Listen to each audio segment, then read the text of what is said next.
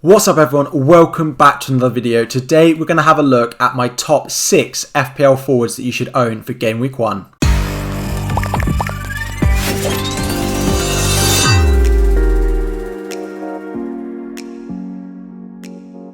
So, as I mentioned, we're going to have a look at my top 6 FPL forwards to own for Game Week 1. This has been part of a 3-part series this week. If you are interested in the defenders or midfielders, go and check them out after this video.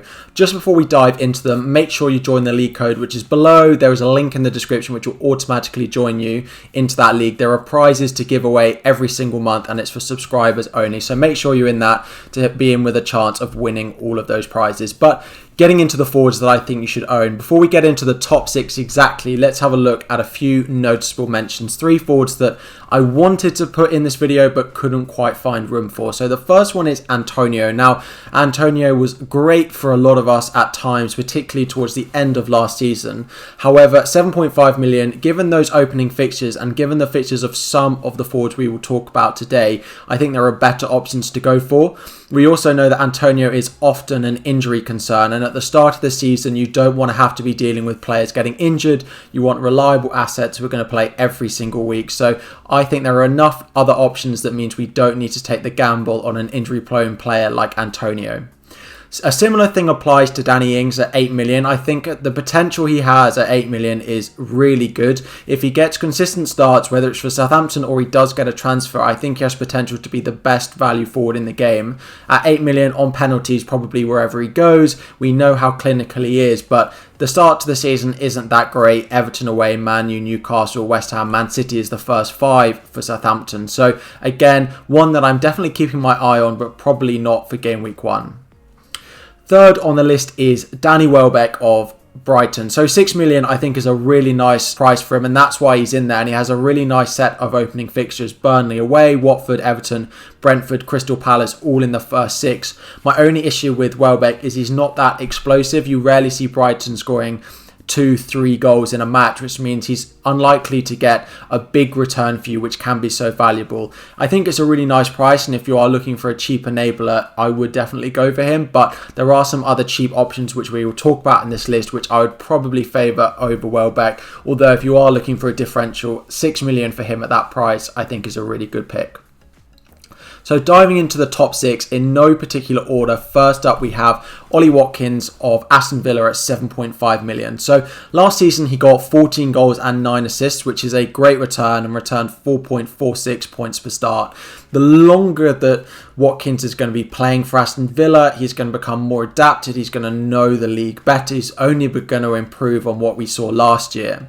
And now that they've added Buendia for creativity. Now, it may be that Grealish goes and they lose that aspect of it, but at the moment, Grealish is there to stay, and Buendia going alongside him is only going to make Watkins more of a focal point and the sort of main man for scoring all of Aston Villa's goals. We saw in their pre-season games at the weekend that Watkins netted twice, both assisted by Buendia. So we know that that link up between the two of them is definitely there. If that can continue even at somewhat for the start of the season, then I think Watkins at 7.5 is a really nice option. We all also know that Aston Villa have the best start to the season for the opening 3 fixtures. So Watford away, Newcastle at home and Brentford at home, which again, I think allows Watkins to be a really good shout for the start of the season. There are a lot of forwards at 7.5 million, but for that run of fixtures, I can quite possibly see Watkins being the highest scoring out of the lot of them. So had a great season last season. He's going to adapt more to the league and has a great start. So definitely in the top 6 forwards for me to own for Game Week 1. Next up on the list, we have one of the most talked about cheap budget explosive players that we could own this start of the season, with Ivan Toney coming in at just 6.5 million. So we know he was the top goal scorer in the Championship, as well as getting 10 assists, which meant he got 0.9 attacking returns per game, which is just a crazy return. Now, it was in the Championship, so we aren't necessarily expecting him to do that and match that as a level. However, it is quite often that the high high-scoring player, when they get promoted with a strong-scoring team from the Championship, they often hit the ground running when they come into the Premier League. We've seen it in the past couple of seasons. Bamford did it last season. Pukki did it the year before. Although Pukki dropped off, we know that he started the season. The first 10 game weeks were very strong for Pukki. So there's a lot of things pointing to Toney having a good start to the season as well.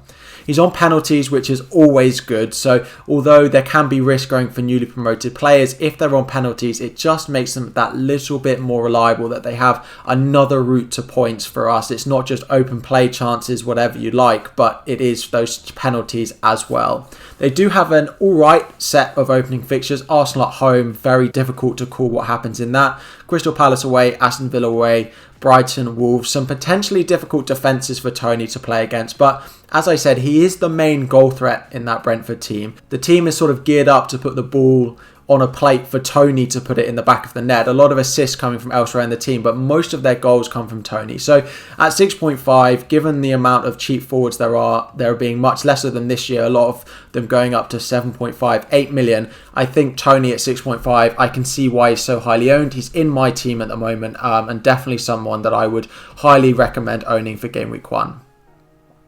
The third of the 6 on the list is a slight differential in Callum Wilson.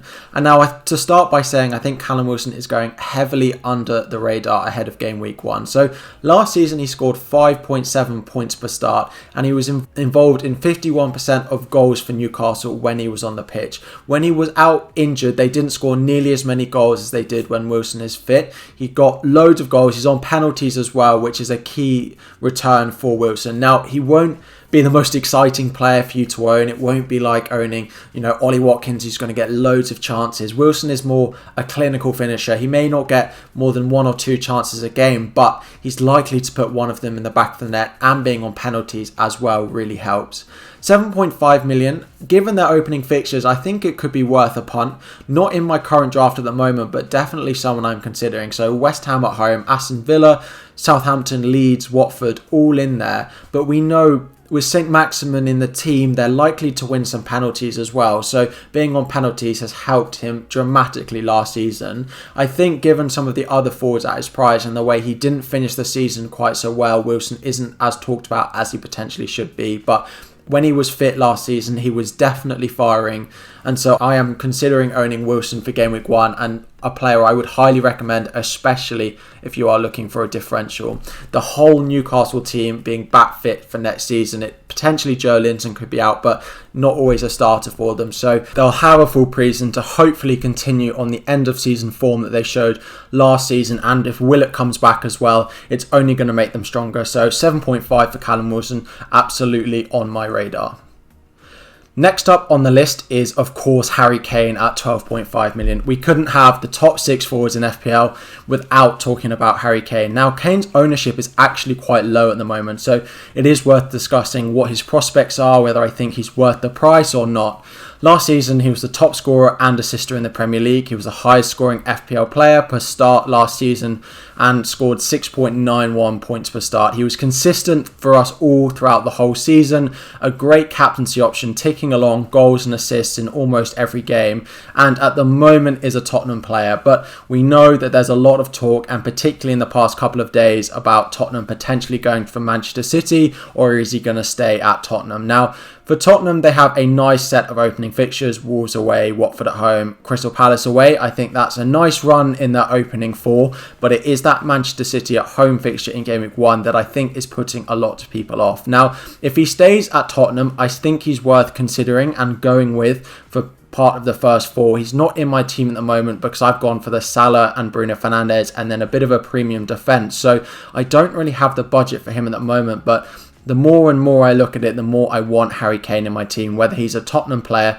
or a Manchester City player. Now, if he does sign for Manchester City, which does seem to be what the paper talk is about at the moment, I think he becomes an even better prospect for us in FPL. Yes, he may not play every single game and not play as many minutes as he does at Tottenham. However, when he does start, he will likely and almost surely still be on penalties. He will have more creators.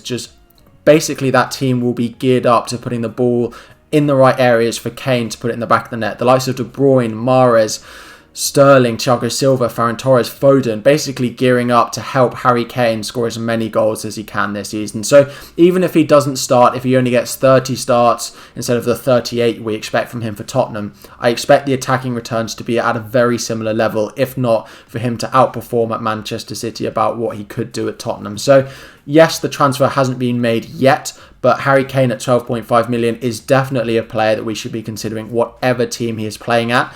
At the moment, he's not in my draft, but the more I look at it, those 3 fixtures for Tottenham make me want to own him for Spurs. And if he goes to Manchester City, they score goals against everyone. And so I want Kane at City. So considering him more and more as the day goes on. And I think you should all let me know in the comments down below if you've got Kane in your team or if you're considering bringing him in. If you want him more, if he's at Spurs versus if he's at Manchester City, let me know in the comments down below. But let's move on to the final 2 forwards of the video.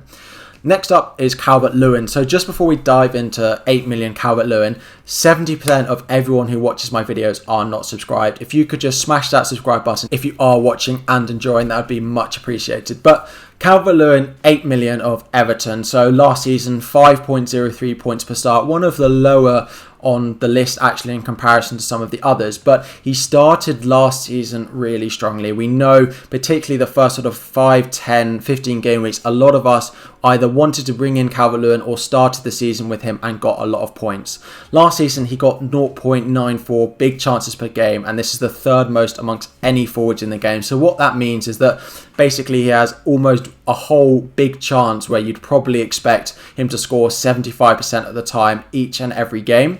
They also have a very nice set of opening fixtures. So Southampton, Burnley, Leeds, Aston Villa, Brighton and Norwich in the first 6 for CalvertLewin, and it continues after game week 6 being just as good as those. So yes, he may not be as clinical as some, but that Everton team, especially with Richarlison potentially staying at the Olympics, is very geared up to helping CalvertLewin be their main goal scorer. He showed his potential last season. I know a lot of us got burnt later in the season for keeping him for too long or trying to get back on him when he didn't get his form back as much as we'd hoped. But given the amount of chances he can create, it's yet to see exactly how Rafa Benitez will line up with Everton. But I expect CalvertLewin to continue to be the focal point in the attack.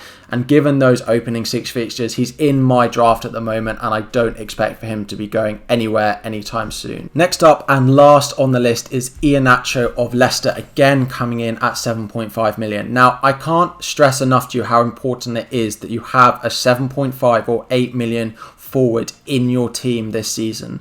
I don't like the combination of going Kane and Tony and not having an 8.0 or 7.5 million forward in your team. There will be one of those forwards in the 7.5, 8 million bracket that hits the ground running and starts the season very well. Now, it may be difficult to know exactly which one to go with at the start of the season, but it's important that you have a way to get to them. So if you go with Iheanacho and it's Watkins, you can easily make that sideways move. If you go with Calvert-Lewin and it's Antonio, then again, it's very easy to make that move from side to side. Whereas if you've got Kane and Tony, for example, as your only 2 forwards, you're not going to be wanting to sell Kane, and then you have to free up money in order to upgrade Antonio. So there are a lot of 7.5 million options, and I've spoken about some of them, but just to emphasize, I think having at least one of them in your team is very worthwhile.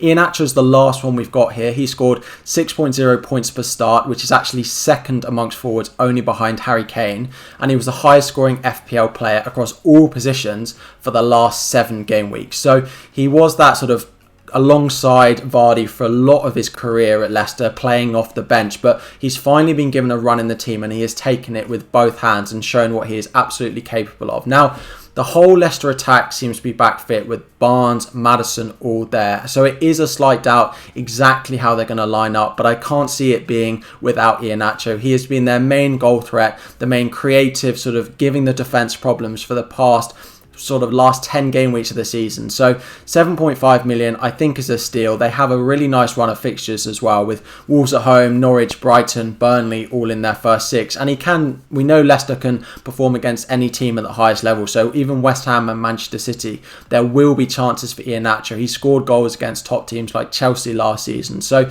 even those more difficult ones, 7.5 million for Iheanacho. He was so clinical at the end of last season. Definitely one worth considering. It is hard to pick between all these 7.5 million options. Iheanacho has been in and out of my drafts, but absolutely one who is on my radar. So those are 6 top FPL forwards that I think should own ahead of game week 1. I also mentioned a few that have been close and in and around that top 6 as well, which is worth considering. Let me know in the comments down below who the forwards are in your FPL team at the moment. But if you have enjoyed, as always, please like the video and subscribe to the channel. It is really appreciated as we try and get as close to 10k subscribers before the start of the season. But I hope you have enjoyed. Like and subscribe, and I will see you all very soon.